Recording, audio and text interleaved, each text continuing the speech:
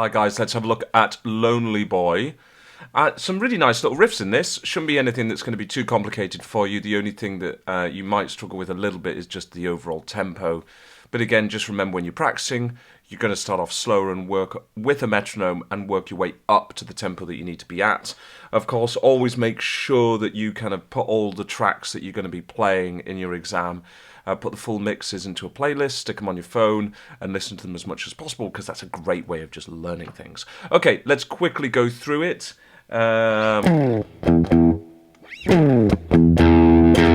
Okay, so this opening riff, if we do it a little bit slower, I'm probably going to do the bend with the middle finger, but it would be...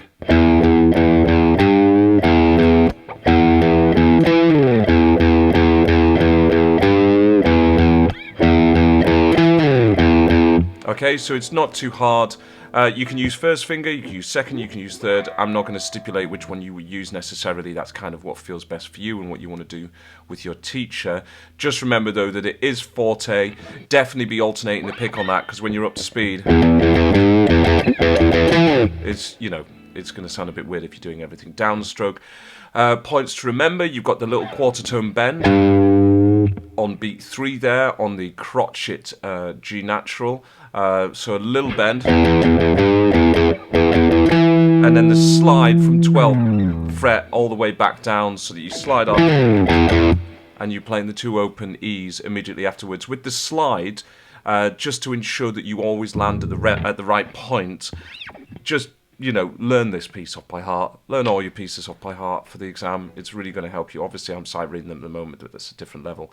But for you, it's going to help if you know off by heart, because then you can be visually looking at the fret you want to get to. So when you get that 12th fret, you're looking at your double dot, and you're aiming for it, and bang, you get it every single time.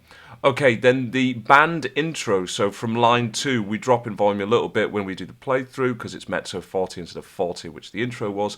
But this part's going to be 1, 2, 3, and change position.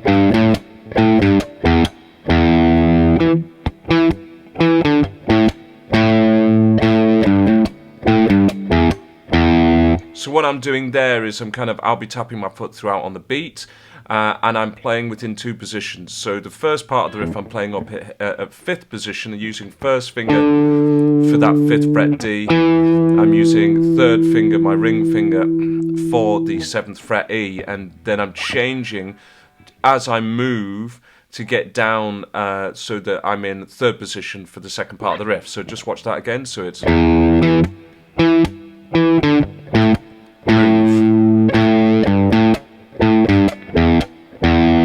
Okay, and that'll get it fine. In your verse, just watch your rhythm here. There's a lot of offbeat rhythms going on.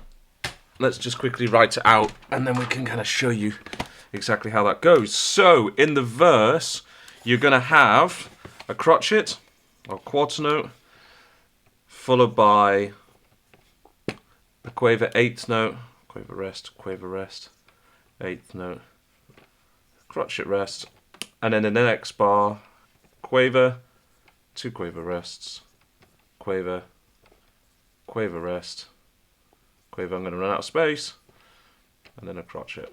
Okay, so that's our rhythm like this, okay? And the way I'm thinking it is doom da da doom da da boom ba ba ba ba ba ba ba ba ba ba. And that's the strumming that I'm going to be doing over it. So really, as long as your foot's going, we'll do this with the guitar, or you're kind of counting it as you go. Muted. So I'll be going 1, 2, 3, and 4. 1, 2, and 3, and 4. 1, 2, 3, and 4. 1, 2, 3, and 4. 1, 2, 3, and 4. 1, 2, 3. Ah! Counting that weird. Keep your foot tapping. 1, 2, 3, and 4. 1, 2. Let's speed it up a bit.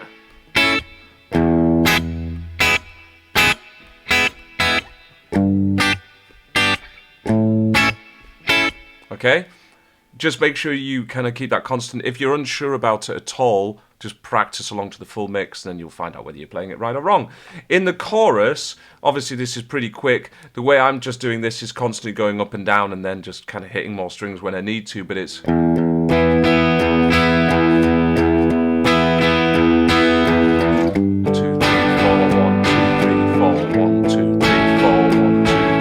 And you can count it like that, so you could count like groups of 4 eighth notes. So you get 1, 2, 3, 4, 1, 2, 3, 4, 1, 2, 3, 4, 1, 2, 3, 4. You see what I mean? And then when you're more up to speed,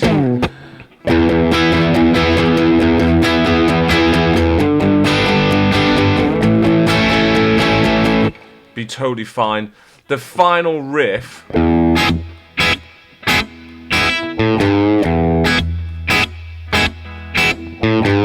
just be aware of the bend and be aware of any staccato markings, okay? So there's loads of them in this piece, in the verse, and then just after the chorus as well, where that riff I just played. So those staccato markings being indicated by the dot being above the note in the pitch line rather than the tab line. Everything else is just really repetitive.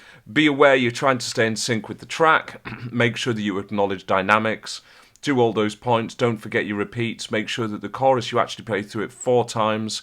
The first 3 you play the first time bar, and then the 4th time you play the second time bar, and that takes you then through, and then you do a DSL coda. Okay, so just remembering here in the music, this section here, it's not going to focus that well, but DSL coda, you then go all the way back to the top of the same page. Okay, where you see the S sign, so you go to the back of the you go back to the beginning of the verse, and then you're going to play through all of that through the chorus again, and then you jump to the coda where it has the kind of looks like a target sign that says to coda. That's pretty obvious. One of the things that might be helpful is just to get a highlighter pen and just mark in those points on the book, so that, you know, kind of if you're doing a face-to-face exam or even a video exam, if you're kind of like just playing, and then we all have those moments when you kind of, you don't black out, but you know what I mean, you kind of, your brain stops working, you're like, you look up and you're like, where am I on the page? Then at least you've got a guide. Okay, so you've got points to kind of look for. So if like, oh, hang on a second, where's the DS? There it is. It's highlighted in bright pink, green, yellow, whatever you've got. So do that and you'll be absolutely fine. Anyway, here is the playthrough.